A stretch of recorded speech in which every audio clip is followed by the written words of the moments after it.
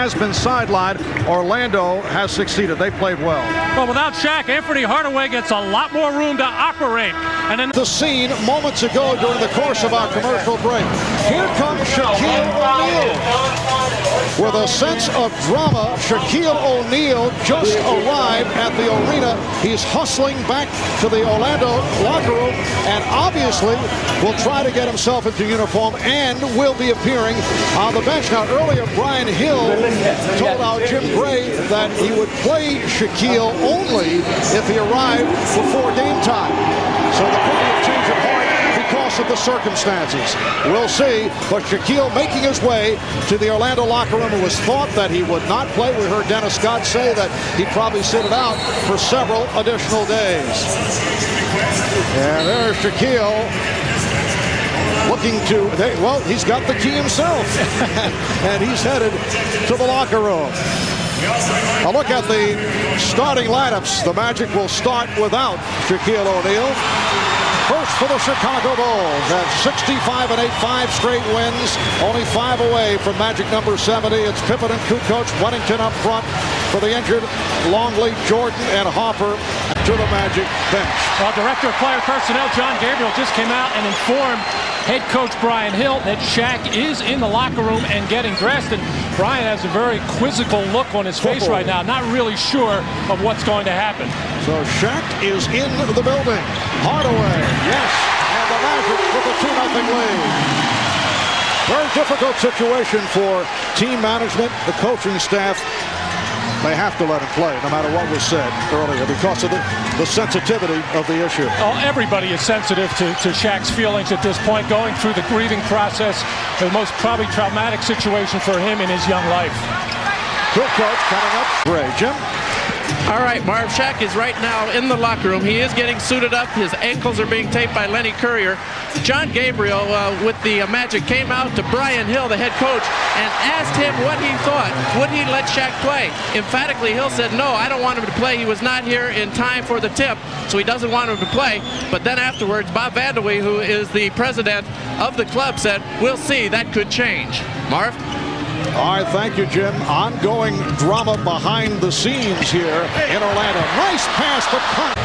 Shaquille sitting out the last 2 games due to the death of his grandmother. He'd been back in the New Jersey area for the funeral. Looked like Hardaway took a shot. Play continues. Shaquille O'Neal scenario. The Magic hoping that he would return for this evening's game, but there's been no contact between Brian Hill and Shaquille O'Neal, we're told, since last Tuesday. With Shaquille in New Jersey, he did make his return to this area as Grant is able to slam it down. He did return late last night. They are still waiting for Shaquille, who just moments before the introduction of the lineups made his way to the arena. It was thought that he's definitely out of tonight's game, but he did make his way in rather dramatic fashion, and here comes Shaquille O'Neal. The crowd reacts as Scott fires too long, and Shaquille takes a seat on the Orlando bench. And we'll have to see how Brian Hill plays this out. Kukoc for 3. The Bulls lead by 6. You can see all the Bulls looking down the sideline. They are surprised to see Shaquille. And I'm sure the Magic bench knew that Shaq was coming out as well, but they look like dumbfounded right now. They don't really know what to make of this. It's amazing the Magic out on the court trying to keep their composure with all the distractions around the periphery. Hardaway cutting it to a 4-point lead, and we have another issue within the big picture. Brian Hill had said that he would not play Shaquille O'Neal unless he showed up prior to the start of the ball game and was on the bench. But obviously a change of heart. We'll be right back. Welcome back to the arena. I'm Jim Gray. I had a brief opportunity to speak with Shaquille O'Neal just before he ran out on the court. He said his mental state is okay, that it has been a very difficult 5 days for him. I asked him if he expected to play, and he said that would be the coach's decision, but he couldn't see any reason why he wouldn't play. I asked him if he wanted to play. He said he very badly wants to play. Marv? All right, thank you, Jim. And in the huddle, just a moment ago. Looks like Shaq is an outsider. In fact, Brian Hill did not acknowledge Shaq at all. Well, you know, Brian is befuddled right now with this whole situation. There has been contact with the organization. Bob Vander Weide, Alex Martins attended the funeral yesterday along with John Gabriel up in New Jersey, and they did speak briefly with Shaquille O'Neal, but felt at that time that he was just, you know, not feeling very good right now about doing anything but taking care of his family and the business at hand. That'll be here, and that is the dramatic appearance of Shaquille O'Neal, and the question when he'll play tonight. Arena, Marv Albert, Matt Dukas, Jim Gray, Ahmad Rashad. 7-point Chicago lead, and here comes Shaquille O'Neal, and this is certainly a change of heart because Brian Hill, who obviously is upset with the way Shaquille handled what is certainly a sensitive matter, but still upset,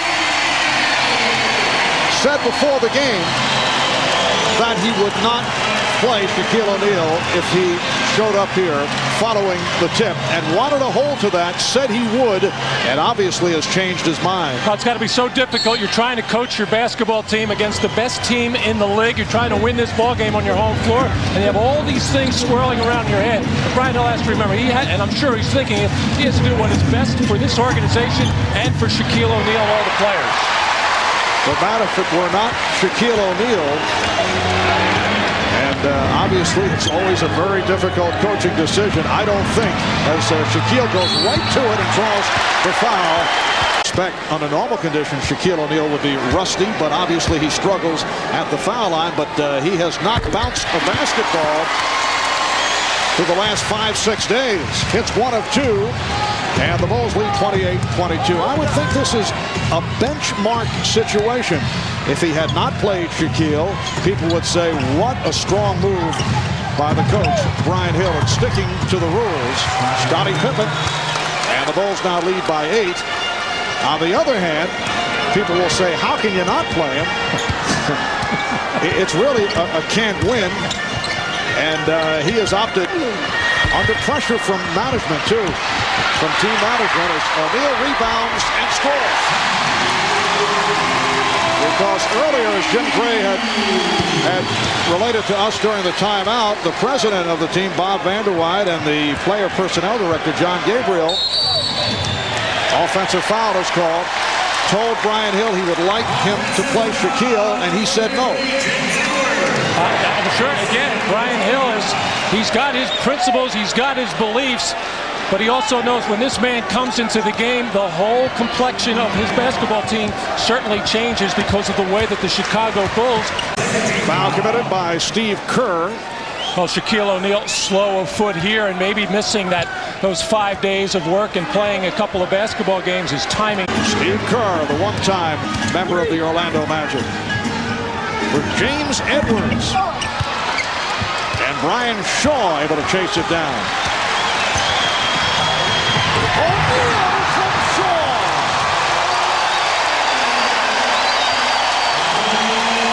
Lead with 3 minutes gone by in the second quarter. In transition, James Buddha Edwards just too slow and not making body contact, and Brian Shaw loves to throw that alley-oop. Brian playing with a very, very tender wrist as Shaquille O'Neal trying to get himself into this game as he looks skyward. Basketball for the Magic. Brian Hill told you emphatically he did not want Shaquille to play. You took those words and were disappointed. What happened from the time you left Brian till now?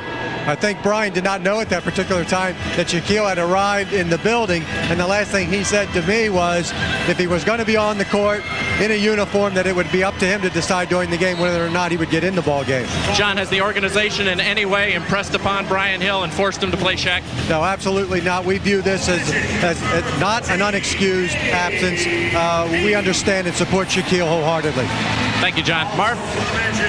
All right, Jim. Yes, it has been very traumatic for Shaquille O'Neal. He was at the bedside of Odessa Chambliss when she died last week, and then he skipped the games against New York and Boston. His grandmother was like a second mother to Shaquille O'Neal, so he remained in the New Jersey area to take part in the funeral arrangements, arrived with each other.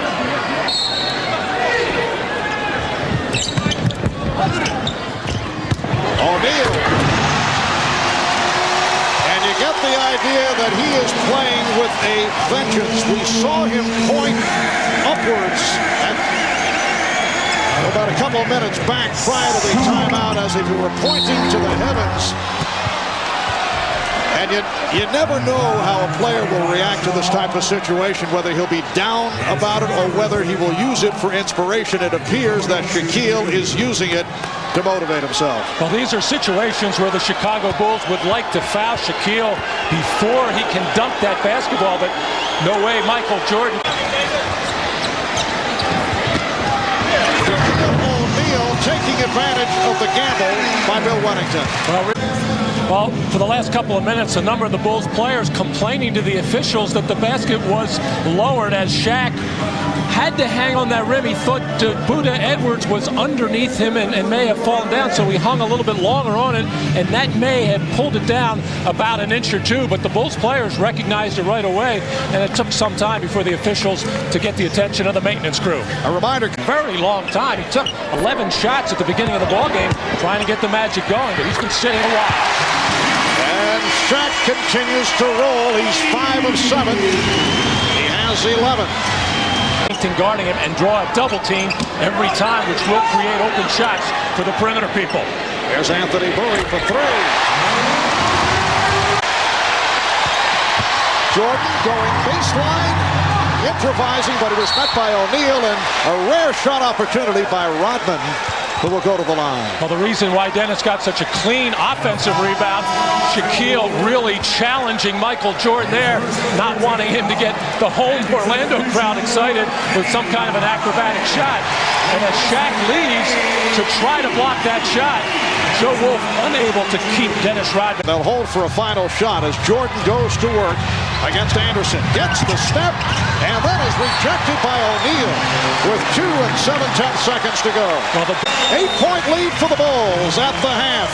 The numbers on Jordan and O'Neal. Shaquille doing it in the second quarter after showing up just after the opening tip. Bob Costas and the Prudential halftime report coming up.